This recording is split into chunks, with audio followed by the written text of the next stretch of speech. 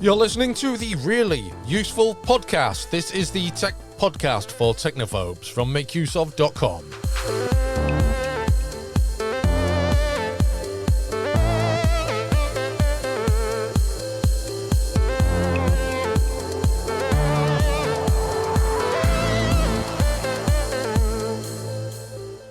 Welcome to the show. My name is Christian Corley, and with me is Gavin Phillips. How are you doing, Gavin? Doing very well, Christian. Spring has fully sprung here in the UK and everything's looking glorious. How about yourself? Yeah, not bad. I've got slightly sore ankles from climbing a hill at the weekend, a place called Rosebery Topping in North Yorkshire, between Stokesley and Middlesbrough. And we did it for charity. What charity? It sounds really pretentious, doesn't it? We did to raise funds for my son's trip to the Dance World Cup in Portugal. I've spent the last 11 years picking children up, and my lower body's pretty good, actually. It's pretty well toned. Everything the hips upwards, not the case whatsoever. No. So I found that the climb was I wouldn't say it was effortless or anything like that, but I didn't have any significant aches and pains afterwards until sort of last night, this morning, and just my ankles are creaking a little bit. It's sort of time sitting in the chair. So the top half of you's been worked out well, and the bottom half is used to being static. Perhaps. Okay, so we have our weekly mix of tech news that matters. We've got some tips and tricks, and then we'll finish with some recommendations. We're going to start things off with news that, oh dear, it's just this mad problem that streaming services that aren't called Netflix or Disney have with branding. Warner Brothers Discovery has launched its Max streaming service, dropping the HBO. This reminds me of the nonsense that Paramount had a few months ago. So why is HBO Max getting a new name? In 2018, the company was purchased by AT&T, changed its name to Warner Media. A few years later, they decided it was time to sell the media giant, resulting in Warner Media's merger with Discovery. The newly named Warner Brothers Discovery announced plans to merge HBO Max and Discovery Plus, and that is why we now have Max. HBO is a brand that has been built over the past 5 decades and associated with quality entertainment geared towards adults. So Max is being used to appeal to all ages, basically. It does seem to be that. But, I mean, as you alluded to, it's just it's the merry-go-round of streaming services trying to sort of rejuvenate their image to try and, I don't know, trick people in coming back to the service. Or it seems like this sort of thing happens when they suddenly notice that they're losing subscribers to one of the myriad other services that we have now. And quick, we better do something to get some people back. So out of interest, sort of aside from this, I just totted up how much it would cost you to have a subscription to all of the major streaming services in the US, and it's just shy of $100 per month.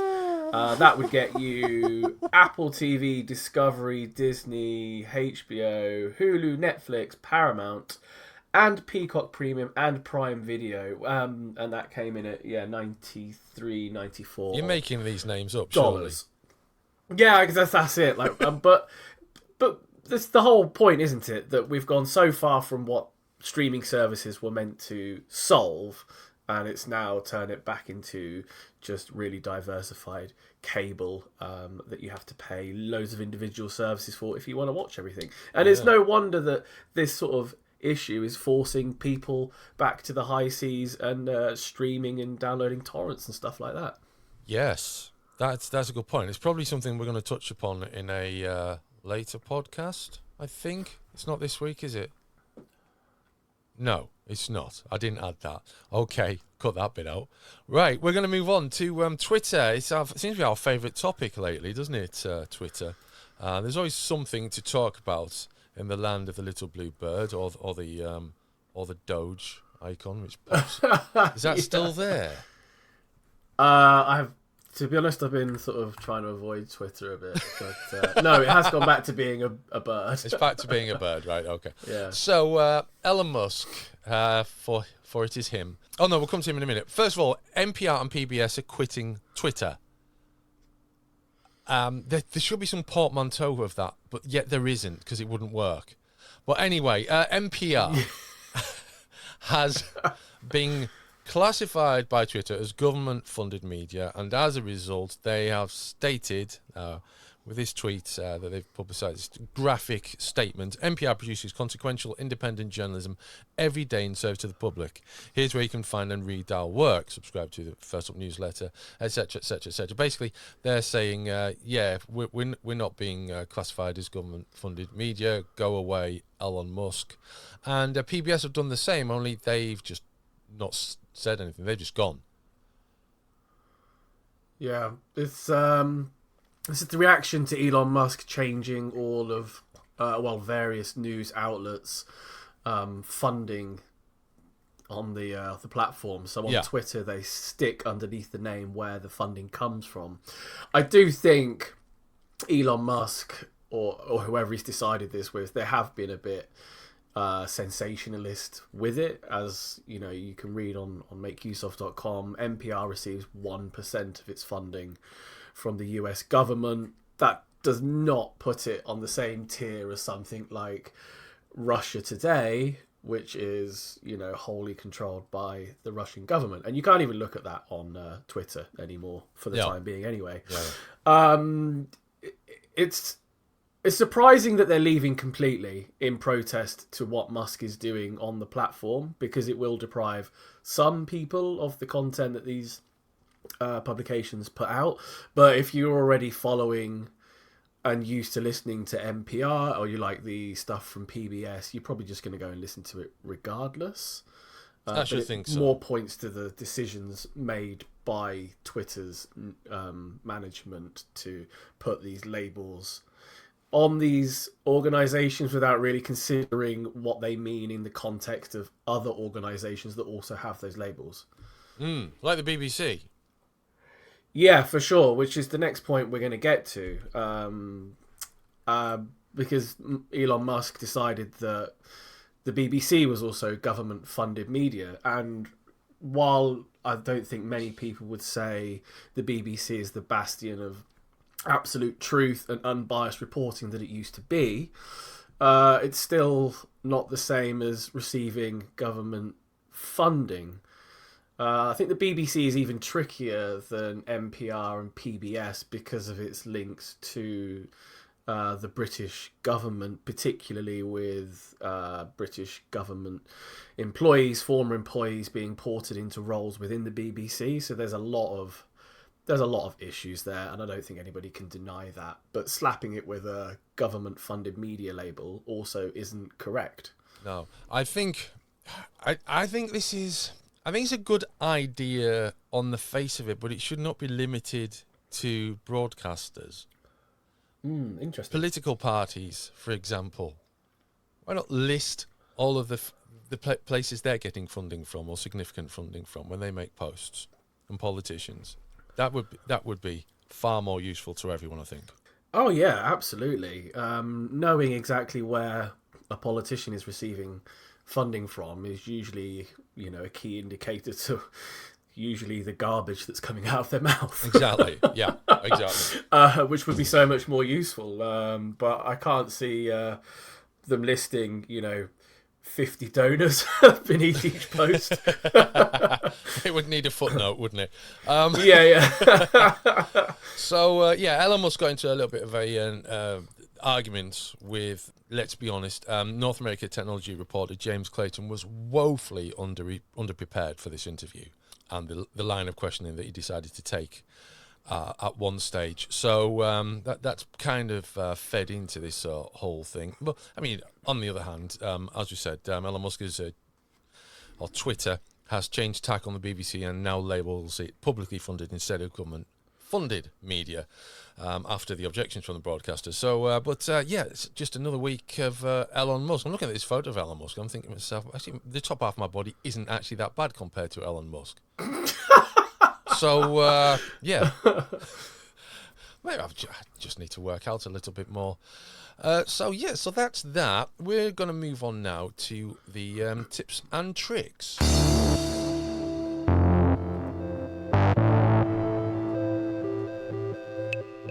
Although, in fairness, this next item probably straddles the worlds of news and tips and tricks, because we're as feared, I suppose, with the arrival of generative AI.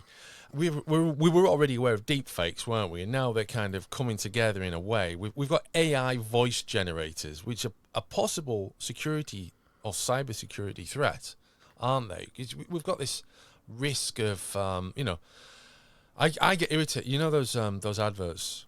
I think is it Just Eat, one of those, or Deliveroo. They have that kind of generated voice, which is obviously it's an actor speaking in particular tones. Yeah. You know, ending up basically sounding like Christopher Walken. Because you watch a Christopher Walken film, he never ends a sentence or even a word in many cases the way most people do. No, for sure. His It's got like a intonation's lingering all tone, over hasn't them. he? And there are some adverts like this, and they kind of recall Microsoft Sam and the old text-to-speech tools in Windows and things. But now we have AI voice generators, and they are pretty powerful, aren't they? They're phenomenally more accurate than anything we've ever seen before, and in the way that they can take just doesn't need to be a huge data set for an amount of speech and then recreate it faithfully, to the point where people who hear it, such as for example, like if someone replicated my speech to my family would maybe be able to pick up on it, but the chances are they wouldn't be able to tell the difference. And this is one of the issues that's been happening to people across the world, really, but it seems to be particularly in the US and in Canada.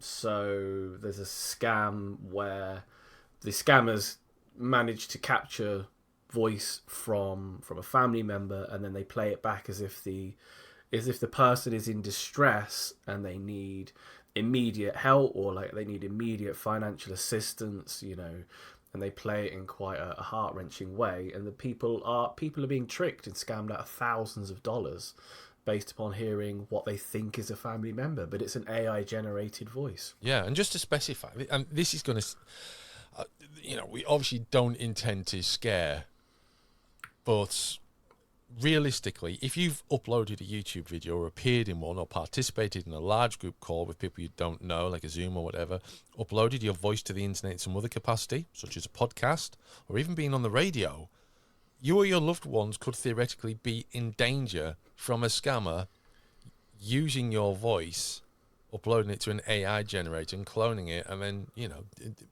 performing some scam that, such as the one Gavin's just described there, is really worrying. And these are really close matches. They're not Jim Carrey or Dana Carvey or John Culshaw in the UK or Alistair McGowan in the UK type impersonations where the man behind there's always this a sample of an intonation of the person doing the voice. I've stuck with men there. It could have been Ronnie Ancona or I don't know any female American impersonators, unfortunately.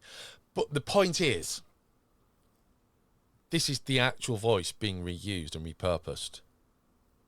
So it's different to impersonation, isn't it? Because it's virtual. It's the virtual voice. Yeah, but I mean, like you were alluding to there, an impersonator always brings a bit of personal flavour to it, don't they? Yeah. And that's what makes it, entertaining. Whereas in this case, it's designed to be as accurate as possible to present the most amount of fear or worry and so on, so that the scam that it's being used as will work. I've also seen some videos recently, Christian, on YouTube about the AI voice generators, and one of them, this isn't a scam. This was like a voice overlay for a film about aliens approaching the world and surrounding the world, and it's got loads of different voice clips from like Joe Biden and Vladimir Putin and loads of other political figures as these aliens surround the world, and they're not going to attack the world, but it's sets off a trigger of events where we all end up fighting each other and causing nuclear war, etc., etc. And what's really interesting is how accurate all of these voices sound within this video, and it makes this entirely fake scenario seem all that bit more real because they haven't had to go and use, a voice actor that's putting on the voice of Joe Biden or whatever. It brings like another level of realism to this, fantastical story. I'll send you the link for that and we can put it in the show notes. Yeah, excellent. And as Gavin alludes to there, everything that we discuss in the podcast will appear in the show notes. Now let's before we move on, just in terms of how we deal with voice generated scams, I think it's basically it's just to check. You get confirmation from the person who's contacted you with that scam. In terms of big conspiracies relying on other people's voices, there isn't really a defense against that. It's basically go with your gut, I suppose. Yeah, God, what can you do? You pick up the phone and it's someone you love in distress.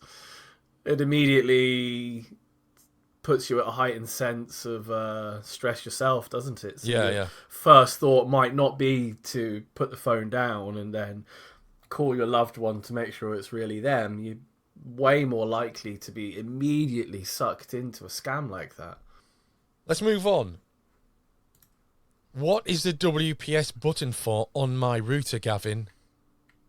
What does it do? What's it there for? What does it mean? So the WPS button on your router stands for Wi-Fi protected setup. It's a little button you can press that makes it easier to connect devices to your router. I've got to say, before you continue, that sounds a very secure sort of name, Wi-Fi protected setup. Hey, the clue is in the name, Christian, right? It's quite interesting, actually, because it really can make connecting new devices to your network really easy. Theoretically, you turn the Wi-Fi connection thing on your, say on a smartphone, you go to your Wi-Fi settings, you'd find the network, and instead of having to input the password, you push the button on your router and it communicates with the phone, and voila, you're connected. It's that sort of simple.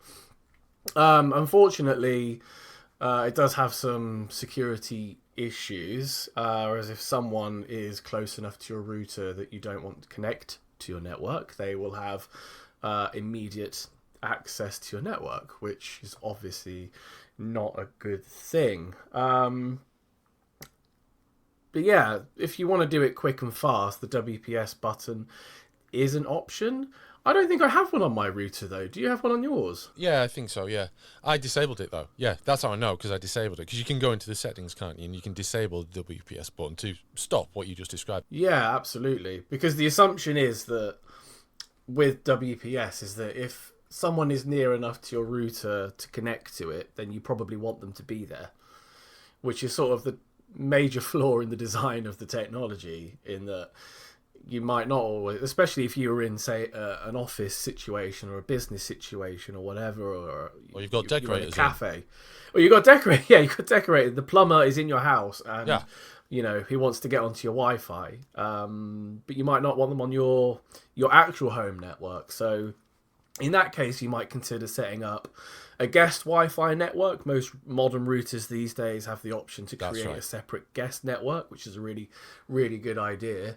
But yeah, so use it if you want. As Christian has said, most people do tend to disable it these days because, it is a slight security risk. But the option is there for you if you want service.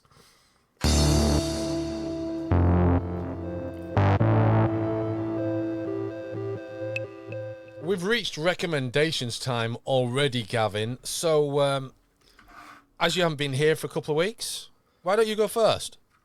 Yeah, absolutely. I've got a great little recommendation, actually. So recently I was perusing the internet, as you do, and I thought I would really like a new little handheld. So I bought something called the Anbernic RG35XX, which is a handheld device that looks similar to the original chunky grey Game Boy. It's smaller in size. It has roughly 3.5 inch full HD screen. Looks absolutely incredible. And it comes loaded with, every game under the sun. Oh, Which is fantastic. But it's powerful enough actually that it can run PS1 games, which is right. really cool. And because of the resolution of the original PS1, it looks fantastic on the smaller, compact screen, full HD screen. So it's really, really good. The buttons themselves feel, well made. Well, they're solid. On the rear of the unit, you have your R1, R2, L1, L2 buttons as well, so you don't lose any additional functionality in games that support those buttons. And it comes with, so it's basically like an emulator, Yeah. for want of a better description. So it comes with, let me just turn it on. It comes with PS1, Game Boy Advance, Game Boy, Neo Geo, and let's see, support for MAME cabinets, NES, SNES. Game Boy Color, and then it also supports games from game cabinets as well outside MAME. So there's a bunch of random games, that I've never even heard of. And the other beautiful thing about this device is that you can flash it with different firmwares as well. So the default firmware on it is pretty good. It's very, very easy to use. There's another firmware that's been developed called Garlic OS. Which looks really, really good. I haven't had the chance to give it a go yet, but it extends the functionality of the device. Oh, and I'll also add the battery on it is really good as well. So it's got a 3.5. Well, this one's got a 2,600 milliamp hour battery. You can also upgrade that to a 3,500 one as well. But I've found during my time using it that I've never really ran it all the way down, which is great. And I cool. sit up and play. The most intensive games on it, which are the PS1 games, and it goes for hours. It's really, really good. So, yeah, that's the Anne Bernick RG35XX. It's well worth a look. Where did you get that from? Is it on Amazon? You can get them on Amazon. I believe they cost maybe $60 to $80 on Amazon. I ordered mine direct from Alibaba, so it was significantly cheaper. Okay. Good recommendation there. Like a bit of retro gaming. I'm going to go with this dash cam that I'm reviewing at the moment as my recommendation. I'm going to be submitting the footage for it later, a little bit of additional footage actually, because I realised I'd missed something from it. And it's a thing called the 70 May Dashcam Omni. It looks like a Minion. It's black, although it comes in red and white as well. And it sticks to your windscreen, and then there's a lowest third of the device will rotate through. I think it's 340 degrees. It has a 140 degree field of view, so it will give you a 360 degree coverage. It is a frustrating device, basically, because on the face of it, it does 1080p recording, and it has a very, very important key feature, which I'll come to in a moment, which is one of the reasons I was excited about reviewing it. And so, yeah, it has 1080p recording. It's only a single channel camera, which means it only has one camera. There's no satellite cameras for the rear or internal or whatever. But, it rotates around, so it'll do things. You can give voice commands, so you can tell it to look left or look right. It has a detection system, which took a lot of calibrating for lane detection and for nearby objects. But unfortunately, its recognition of objects, black car ahead, is what it's supposed to say. What it said to me was red car ahead. And firstly, I live in a town called Redcar, so I thought it was some sort of map reference. And secondly, there was no red car ahead of me. There was a black van with a tiny bit of red on it. Wow. Also, it warned me about pedestrians while I was parked at a pedestrian crossing earlier. So, it's not great. And as I say, it took a bit of calibrating to even get it to that stage. It also, the GPS, I don't seem to be able to get it to work correctly. But the main problem, I should say the app with it is excellent. But the main problem with it is that, oh dear, it has a vlog mode. A vlog mode. A vlog on a mode. Dash cam. On a yeah, exactly. So you say to it, dash cam shoot vlog, okay? Then the camera will rotate, giving a nice panoramic view of what's happening in front. Then it'll say, get ready to smile for the camera or something like that. And then it has a built-in microphone, so you can talk to the camera should you need to. But it will then film the interior while you're driving along. It's not entirely the most distraction-free experience, let's be honest. But there is a very good reason to have this dash cam, is that it does not have an SD card. It has eMMC storage in 32, 64, or 128 gigabyte options. And I think this is something that's happening more and more with dash cams recently. There's two things I want from dash cams going forward, is no SD card, no wires on the satellite devices. We're getting there with the eMMC storage. Really good option to have that. But yeah, so this is the 70 May dash cam Omni. There'll be a video review on the site at some point this week, I expect. I'm finding myself reviewing a lot of dash cams at the moment, and to be honest with you, the one that I keep going back to is the Vanshu Element 2, which comes in single, 2 and 3 channel options, which I reviewed a few months ago. This won the IF Design Award in 2022, and it's just a very nice modular dash cam system. I don't have any complaints with that. I think I rated it very, very highly at the time. Nothing since then seems to be coming close, unfortunately. But having said that, eMMC storage, single device installation, always a bonus, and there's enough options in the app for you to disable all the silliness, and you don't have to use the vlog option either, making the 70 May Dashcam Omni a good option, particularly if you are looking for your very first dashcam. Oh, that's interesting, because I'm still in the market for a new dash cam that I've never had one before, so I might give that a good old look over. Well, that brings us to the end of this week's really useful podcast, the Tech Podcast for Technophobes from makeuseof.com. As noted repeatedly through this podcast, everything we talk about is in the show notes. You can get in touch with us via Twitter or through makeuseof.com. We both have our own profile pages on there. Or reply on Facebook, and our media manager, because we have one of those, will let us know if you have any thoughts or anything that you want us to talk about. We'll be back with a new show next week. Until then, it's goodbye from us.